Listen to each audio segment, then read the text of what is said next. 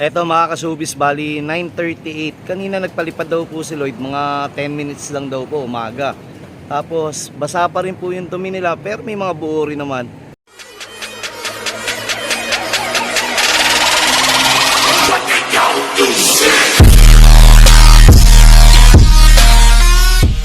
Eto mga kasubis, bali eto yung mga BBCM natin saka MMFC na mga young bird. Tinuturuan po natin dito sa trapping. May cutting na po yan, yung 456. Ayan.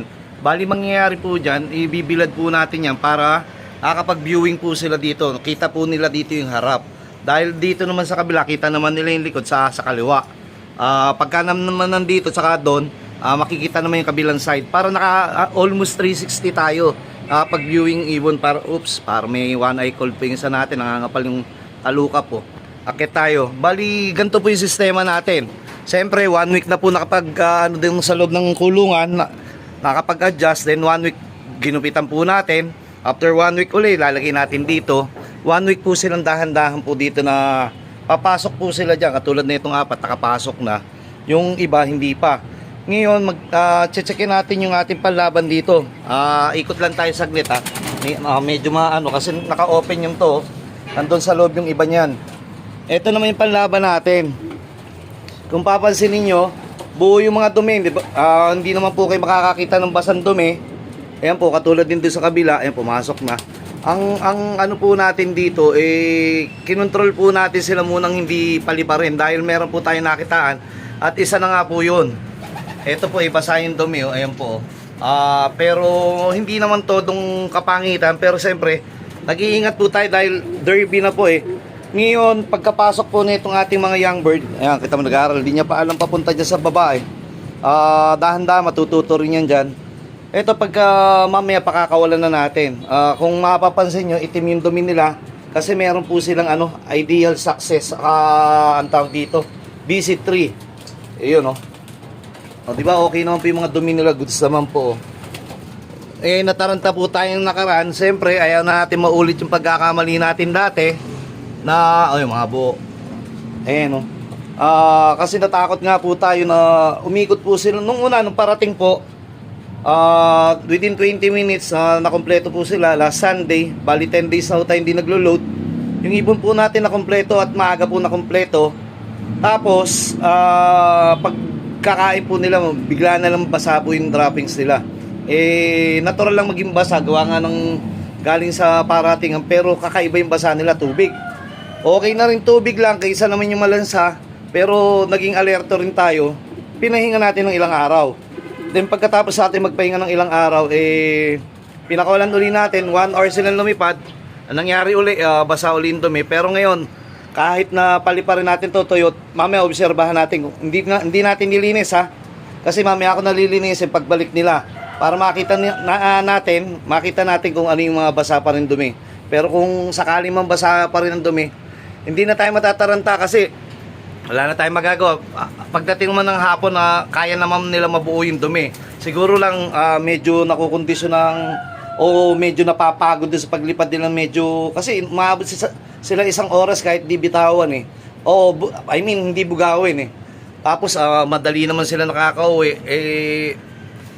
Ewan ko ba, taon-taon kasi medyo nag-aaral pa rin tayo. Wala nga magaling dito sa pag-iibon continuous learning. Sige po, mamaya po, pakawalan ko muna po to. Bago pakawalan yan, pasukin na po natin yung iba. Pepersayin na natin. Dadaan natin sa trapdoor.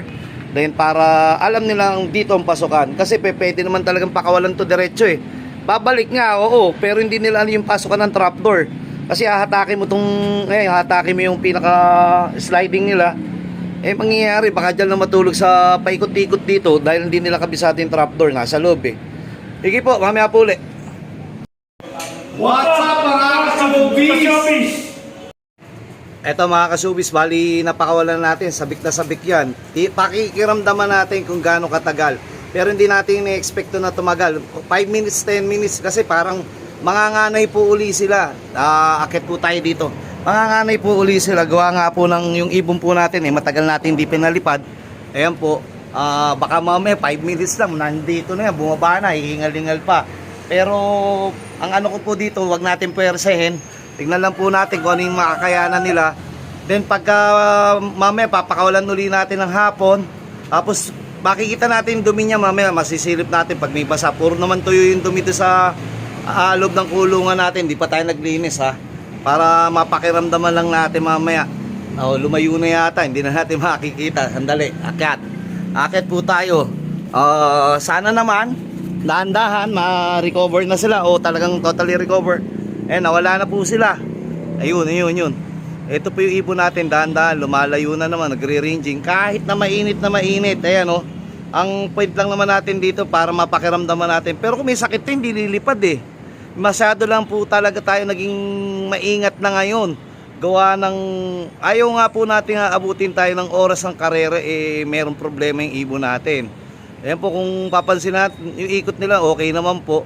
Talaga napakainit lang dito sa side ko. Patay na naman, nogdog na naman tayo. Ayan hiwalay yung isa Ayan, suma total, pagka ito po tumagal ng 5 to 10 minutes, tapos titignan po natin yung dumi.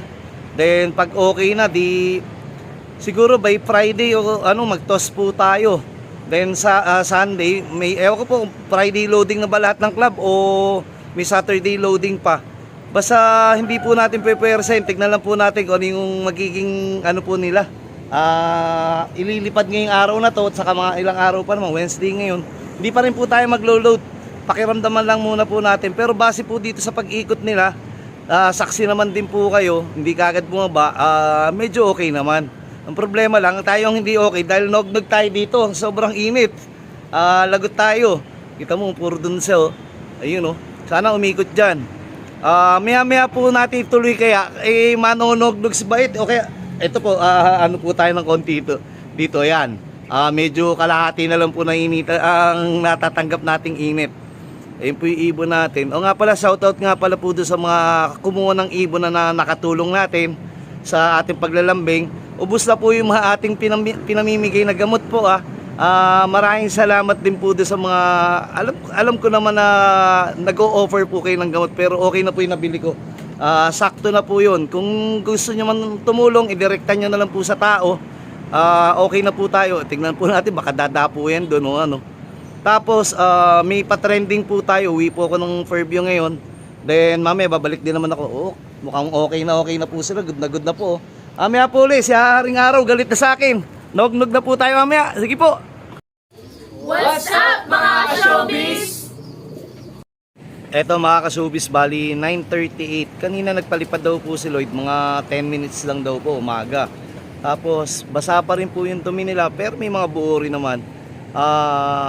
Tignan po natin kung tatagal po ito ngayon. Dahil kailangan na natin mag-band assignment mamaya sa MMFC. Hanggang bukas na lang yata yung band assignment ng mga young bird. Saka nang naka-e-clock. Then baka susunod, pag di tayo nakapag-band assignment, hindi tayo mapasali. O kaya text na lang. Bali February yata, na tayo, derby na. Ilang araw na lang, halos 10 days. Pero itong ibon natin, nakikiramdam pa rin tayo. Sana naman, kahit paano, makabawi na yung mga ibon natin. Pipilitin natin mag-load. Titignan natin, mamaya o bukas sa MMFC, Del Gallego na, malayo na po yun. Nawala yung ibon natin. Ito, yung nag-iisang ikaw. Nawala po yung ibon natin, dumayo. Ayan po, ayun. Dito lang pala sa likod.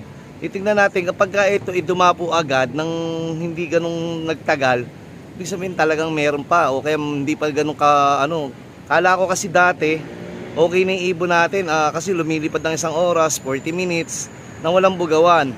Ito papakiramdaman natin kasi kanina 10 minutes hindi naman natin hinayaan ng lumipad pa kung ano lang yung kaya nila o nakakayanan nila. Ayan, nawala na uli. Mamaya itutuloy natin to, pero sana nga magdire-diretso na yung gana nila. Pagka umaga, konting kain nila, pero pagkahapon, okay naman. Kaya nga minsan, matalinhaga ang pag-iibon. Nawala na po, papansin niyo, ikot po tayo. Medyo siguro lumayo na ng konti. Ibig sabihin, magandang sinyalis po yan. Ayan po, sumuyod na. Mas maganda kung may makakasabay, kaso wala tayong kasabay pag gantong oras Sana naman, lumagpas ka man lang kahit 10 minutes. Kanina 10 minutes malaking bagay pag lumagpas po sila ngayon. At saka sana hindi na hinihingal kasi siyempre kahapon pala nagtas po tayo ng Fairview pero malapit lang yun parang 25 to 30 kilometers lang yun Kinakabahan ako, parang gusto na kagad bumaba. Sana naman. Puro po tayo sana dahil nangangarap po tayo at saka gusto po nating makakasama pa rin sa kwentuhan hanggang dulo. Hindi naman po, ang pag-ibon po napakahirap. Akala nyo po, nandiyan na sa inyo yung materyales, nandiyan na sa inyo yung mga patuka, nandiyan na sa inyo yung mga vitamin supplement, maganda na sistema. Pero aabutin pa rin po ng problema, parang buhay ng tao, nasa inyo na lahat, may pera na kayit lahat, may talino na kayit lahat, pero inaabot pa rin ng problema. Ayun ang parte po ng buhay. Ganun din sa pag-iibon. Katulad po nito, ikot po ako ng ikot na nakakahilo na rin po. Nakakaano na rin po, umiikot yung ibon natin, umiikot din ako. Paikot, ayun, titignan natin. Tignan natin kung dadapo yan sa building o lalayo pa. Basta, ang hiling ko lang, maibong ko sana, magdire-diretso ng gumaling at mailaban natin maayos. Kasi, ang gagaling na ng kalaban natin, ang uhusay na ng mga ibon, ang gagaling na ng mga pansir, pero, ayun na, sumilip na sa haring araw, mahihingalin ito mamaya. Ang gagaling na ng mga nag-iibon. Tapos ang gaganda pa ng mga palaro ng mga club, napakahusay ng mga club na nagpapalaro ngayon. Mas maganda kung mapasama tayo sa kwentuhan hanggang dulo. Hindi yung kikwento tayo ngayon tapos gawa ni sakit, sasabihin may rason na kagad parang natalo. Hindi ganoon. Kailangan may sakit man o wala, kailangan ipaalam natin na kung ano yung sitwasyon natin sa buhay at makita natin. Parang 2021, 2022. Inabot din tayo ng sakit pero nag back to back overall tayo, North and South, first overall, second overall, third overall, fourth overall. Nakakuha natin yan, 6 overall MMFC. Ace Pigeon pa po tayo pero wag na natin hantay na maulit pa magkasakit kasi sayang opportunity ng ating mga ibon. Ayun po, tignan natin, siguro mga 5 minutes pa lang tayo o 4 minutes pero umiikot pa, maka 10 minutes tatayo na po ako dito dahil nakakangalay po dito po ako tumatayo. Titignan po natin ha. Bababa naman kung magkukusang bababayan kung talagang ayaw nila eh. Pero tatayo na po ako dito. Ayan, 4 minutes na po tayo mahigit. Ayan po yung ibon natin. Pakiramdaman natin. Hindi ko po bubugawin yan kasi pagka binugaw po natin, may tendency po may stress. Eh kung ano lang po yung kaya nila, di panoorin lang natin. Kaso nahihilo na po ako kakahikot. Tignan po, parang bababa na eh. Tignan natin. Ito po yung ating lugar po. Nga pala, happy birthday, Kapakpak, Ezekiel Lunar. Ating kaibigan niya, kababayang, halos kapatid na ang turing. Napakabait niyan. Happy birthday sa Ezekiel Lunar. Then meron nga pala tayong Pigeon Expo. Suportahan niyo po sa Pasay po. Kita-kits po tayo. Ewan ko kung mamaya ako tutuloy o bukas. Basta ang importante makasuporta tayo sa ating mga kumpare, kaibigan at sa pigeon industry. Gayun din, meron din naman po itong para doon po sa mga nagmamanok. Pwede niyo pong puntahan. Hanggang linggo pa po yan.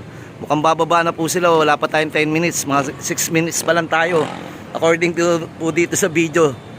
Ayan po. Ito, sana naman tignan natin kung hihingalin.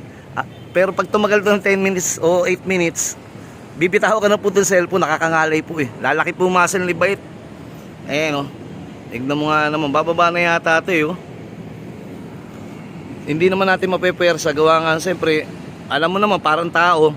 Kung galing sa sakit, kung ano lang yung kayang gawin, kung sa basketball, kung kaya lang first quarter.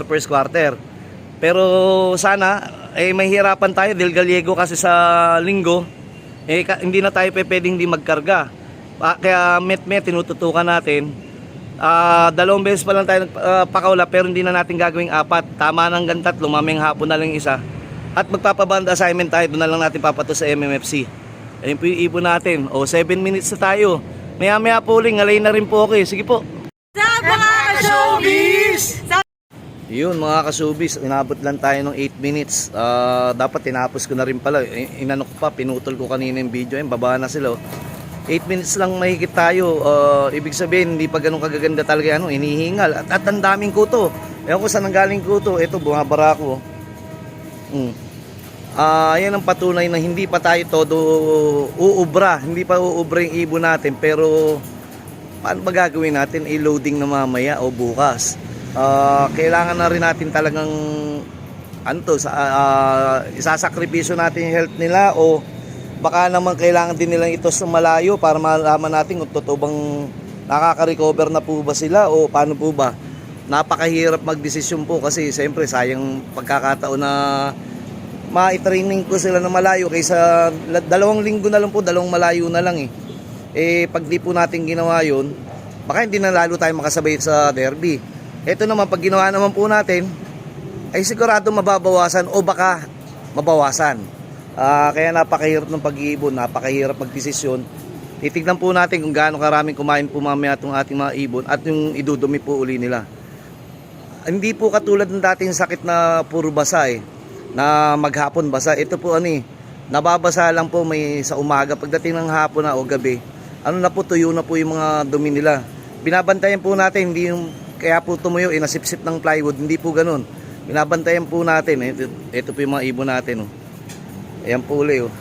Ito, sana ito, pakiramdam ko nung nakaraan. Kita mo, uhaw agad. Dapat hindi ganyan kasi 7 minutes lang.